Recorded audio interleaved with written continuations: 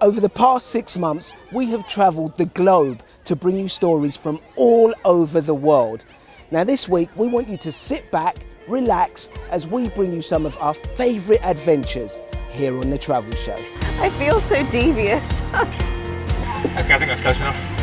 This is my chance to get really close to the sun mirrors. We're glad to be wearing this. Gremlin with one toe. Roger the hairy armpit.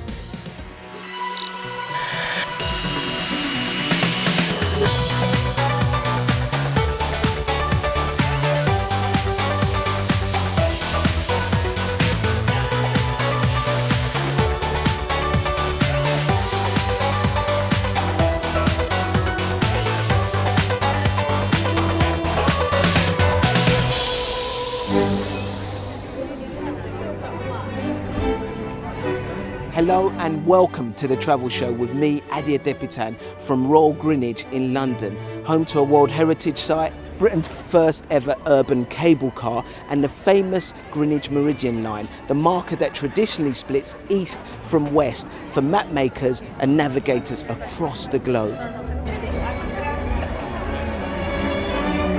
Now, so far, the team and I have racked up some serious air miles to bring you the best stories from around the world. From Japan to New York, Borneo to South Africa, from Jamaica to Australia, as well as from here in the UK. First up though, here's Carmen's trip to China, where she set about one of the most iconic monuments in the world with a spray can. It's a breathtaking sight. An historic wall stretching as far as the eye can see.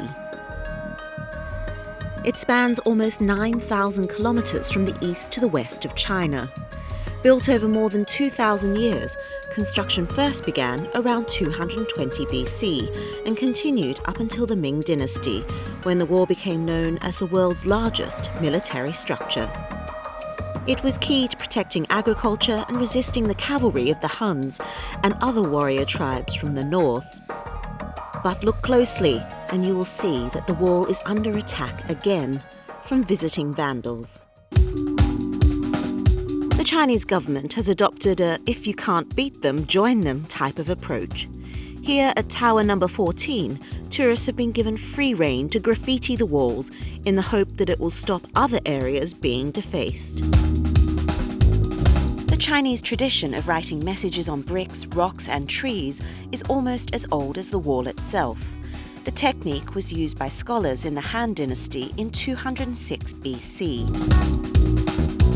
But modern-day graffiti is relatively new, and China's first dedicated shop opened here in Beijing's hip 798 art district just 2 years ago. Graffiti in China is very young.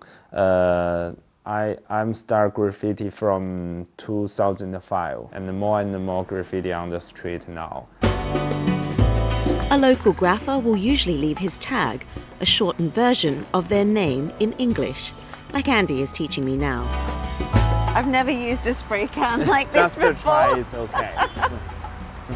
I feel so devious. So now I'm ready to write my name on the Great Wall of China.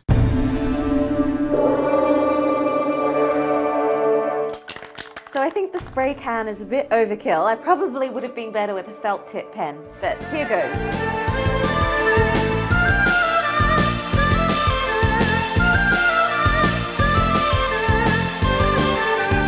The Chinese government is monitoring the project, and if it's a success, they plan to open more graffiti zones.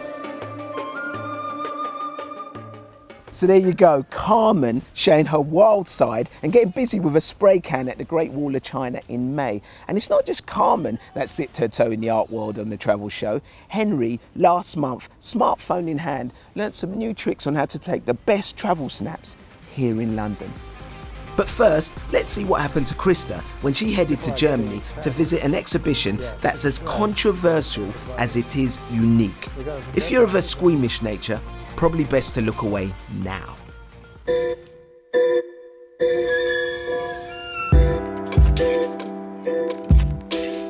Since it first launched in 2004, Body Worlds has attracted more than 38 million visitors worldwide. Crowds pay handsomely to see preserved human and animal bodies artfully displayed, with exposed bones, muscles and arteries, or thinly sliced into cross-sections. But it's at this old factory that Body Worlds has made its home. This is where many of the bodies, all freely donated of course, undergo the process of plastination. That's where fat and water are removed and replaced with silicone so the bodies can be preserved indefinitely. For tourists, this place offers an utterly unique attraction. Not only can they wander through a permanent exhibition, but they can see teams at work in the dissection room. And those with strong stomachs can, believe it or not, take up a scalpel and join in. We're glad to be wearing this. I think this is a good idea. Some visitors are more enthusiastic than others, it must be said. The doctor shows me how to remove connective tissues to reveal muscle fibres, which will eventually be displayed. It's a very strange and disquieting experience, and I'm mainly trying to keep my hands from shaking. The process of plastination was developed by the man nicknamed Dr. Death, Dr. Gunther von Hagens. Now at the age of 69, he's living with Parkinson's disease and is handing over control of Body Worlds to his son Rurik, among others. In fact, Dr. Van Hagen says his last unresolved ambition is to see a blue whale plastinated. I think he's going to need a bigger warehouse. East London has long held the crown as the hip part of town. It's awash with street art. So what better place to take a photography class? But there are no £1,000 cameras here. Oh no, we're using our smartphones. It's a really powerful camera, and we're so used to seeing people using their phones all the time. That kind of buys you a ticket to get into small spaces full of lots of people, crowds, or take images of people doing stuff that maybe if you went in with a big camera, that might not work in the same way. It's through these little lenses that the tour hopes to show us a new side of the city. But first, we had to learn how to get the best out of them. The lights at the window there. A few more hints and tips later, and we hit the streets. So we've been unleashed onto the streets of London. I'm not quite sure what I'm going to take photos of, but everybody seems to be pointing in the direction of these walls. I'm missing something. You've got some good lips there. I'm going to steal your photo. It should be said that at £45, the tour's not that cheap, but you do get expert advice throughout and a glass of wine at the end.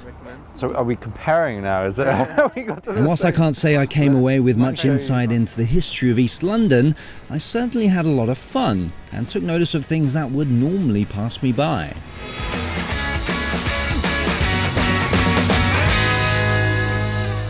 Henry turned smartphone photographer here in London last month. Now, one of my scariest but also funniest moments here on the travel show happened in New York back in March. Now, it didn't involve any wild animals or crazy adventures or sports. Trust me, this was far more terrifying, as I was forced to face my fears in a comedy improvisation workshop. Now, this one still brings me up in a cold sweat. Why did I do it? Hundreds of comedy gigs are put on here every week, from nervous first-timers taking their early tentative steps to pros packing out huge venues. With that in mind, the team is sending me to a comedy improv class. And let me tell you, scared didn't even start to cover it. Come down here so you can get close to my sweaty pits. Improvisation in its simplest form is the art of creating a scene or play with absolutely no pre-planning. We all are in unfamiliar territory. I've come along to the Pit in Manhattan to give it a go myself. The venue offers classes for first-time tourists as well as a place for more experienced comedians to hone their craft. To kick off, we did some warm-up exercises. Okay, I'm really nervous. I'm about to get a category and I've got to name 7 different types. What's going on whilst patting my legs and rubbing my stomach. They're coming, they're coming! trust me, with the pressure on, it's not as easy as it looks. 7 creatures that make bad house pets. Okay. Akrista! Gremlin with 1 toe. 2. Roger the hairy armpit. Right, game's over. Time for the comedy to start. I let the pros go first. I'm running for president. Yeah, I know. A key part of improv is supporting your scene partner and building on their ideas. Something these guys have down to a T. Richard, you probably know that too, right? I do. You must be Joan. Joan, yes. Joan Collins, future president of the PTA. Nice to meet you. These guys are really good. It's just like, it's great to actually watch them at work. But this is just like, this is too much. And before long, it was my turn. With knots in my stomach, I took to the stage. You asked for a 7-story bronze statue of yourself. That's mine? I mean, you had a school and a hospital leveled so you could put this here. It's beautiful, though. It is beautiful. Don't get me wrong. No, I'm coming round to it. I would think you would. I mean, it takes a long time just to get around it. All right, so the other guy definitely put in most of the work, but I gave it my best shot. So, verdict time. How did I do? Addie did great. I know he was so concerned before the class. He was very worried. Yeah, that was truly terrifying. I hope you enjoyed that a lot more than I did. I think I'll stick to the day job. Still to come here on our look back at the year so far, Carmen faces her own demons in Japan. If one of these came flapping about my head, I think I'd scream the house down. It's pretty close to me now. And Rajan comes face to face with hungry crocodiles in South Africa. When they snap, you get very scared. They snap. So, see you after the break.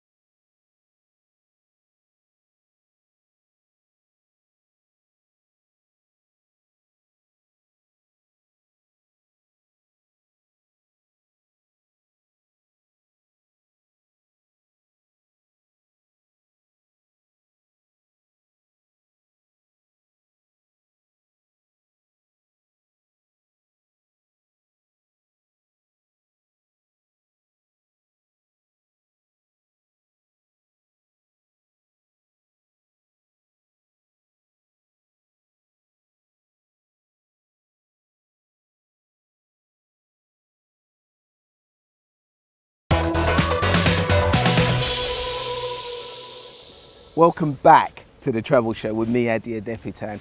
Now, in the last 6 months, we've reported from over 50 countries around the world, and we've seen some spectacular wildlife, lots of which sadly needs protecting from poachers and traffickers. And back in June, Krista headed to Sydney to visit a zoo that's developed a novel new way to protect animals under threat. For the people here, this place offers the chance for an encounter with an exotic creature. But for some, animals like these represent big business. The trade in rare animals and products has long posed a threat to endangered species, but the past decade has seen a surge in illegal wildlife trafficking. Much of this activity is carried out by well-organised criminal networks, and the recent increase in activity has been largely driven by rising demand. Here at Taronga Zoo, efforts are underway to bring a new army of recruits into the fight against trafficking: tourists. The zoo has launched a world-first free app, created in concert with the wildlife trade monitoring network Traffic, which allows people travelling abroad to report on suspected illegal activity. Wildlife crime hotlines are in regions all around the world, but they're in different languages, they use different phone numbers, and it's really hard to know who to report to, especially as a tourist when you're travelling around.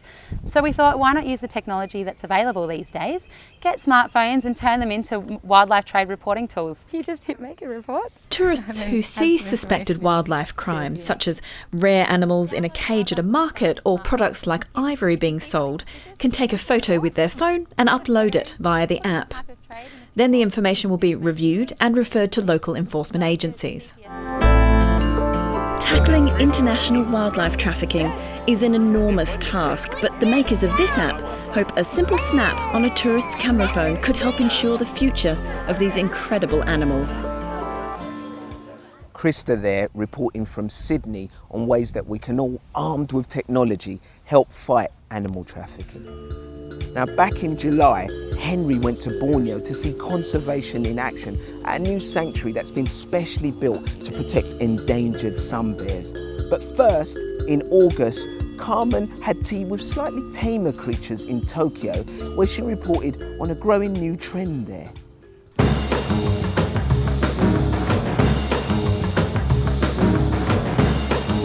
Tucked away in an unassuming building in a suburb in West Tokyo is a cafe with a difference.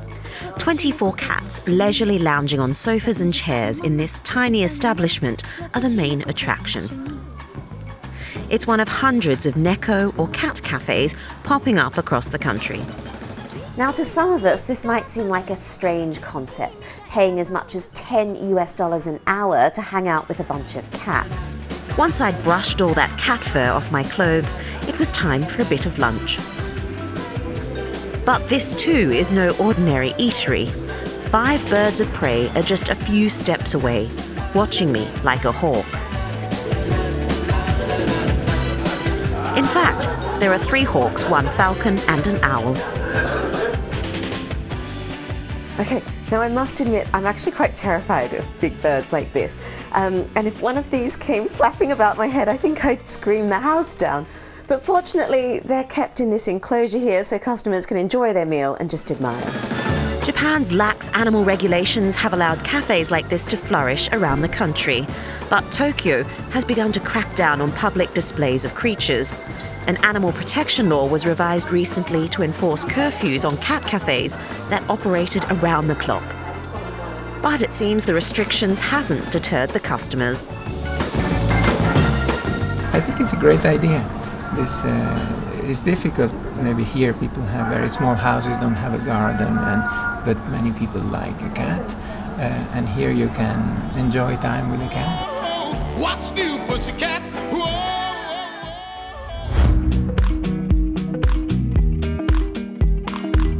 Sun bears are the smallest of the bear family, almost resembling cuddly dogs, with short snouts and soft paws. And that's where one of the many problems lie. People take them as pets. Add to that poaching and loss of habitat, and those little creatures don't have much going for them. Sun bears, is the most arboreal bears in the world. They are very, very good tree climbers. All of our bears were captured as very little cubs and then being kept by humans as pets, until to a point that the owners realized that, this baby bear cub used to be very cute, is no longer cute anymore, and at the end those bears will be killed, or they will sell to a restaurant, for example. So this is very exciting indeed. I think this is going to be my chance to get really close to the sun bears, especially when I'm holding loads of food.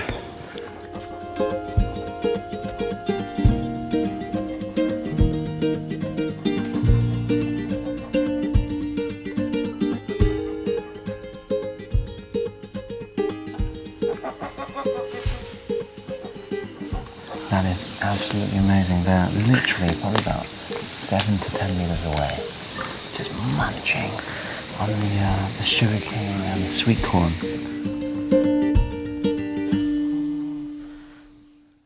Henry reporting from the new sun bear sanctuary in Borneo back in July. Now, to finish this week, you've already seen me face my fears at that comedy improv class in New York.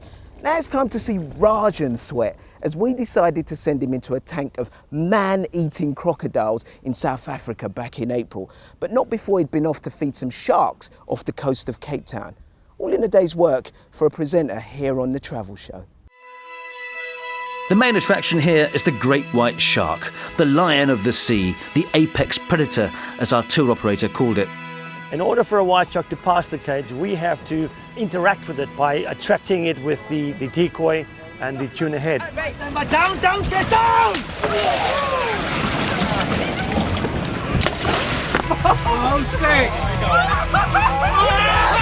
It's big business in Cape Town now, but surfers and environmentalists argue that luring sharks into shallower waters and then giving them no food puts both the sharks and local swimmers and surfers at risk.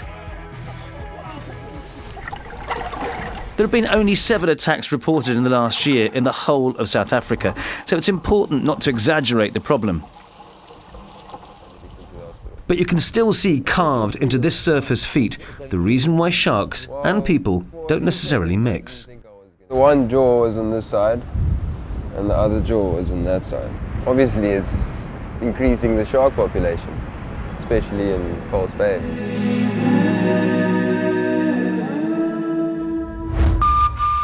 This is a world's first experience. Okay,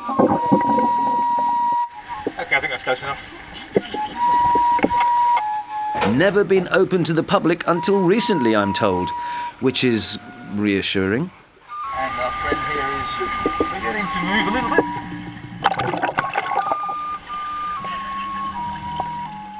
Jason and Hannibal seem pretty chilled out today, so snacking on a common or garden BBC presenter didn't seem high on their priority list, which was a bit insulting in a funny kind of way. He's really close to me now. And we look at them really closely. They're actually remarkably beautiful, really. They live to 120 years old. But when they snap, you get very scared. They snap.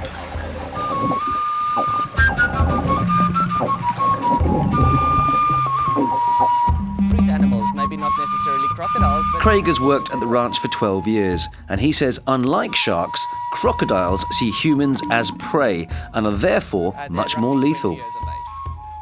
Crocodiles are unforgiving and they'll take you out on the river edge.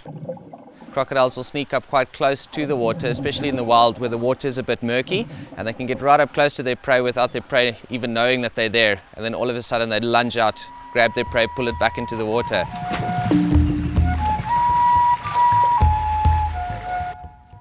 Massive respect to Rajan for getting in that tank in South Africa back in April. I wouldn't have done it. That's it for us this week on The Travel Show, and I hope you've enjoyed reminiscing and taking a look back at the last couple of months. And don't forget, you can follow us on all our travels along the road by signing up to our social media feeds, and you can find all the details on your screens right now. But from me, Adia Depitan, and all the Travel Show team here in Greenwich, London, it's bye-bye.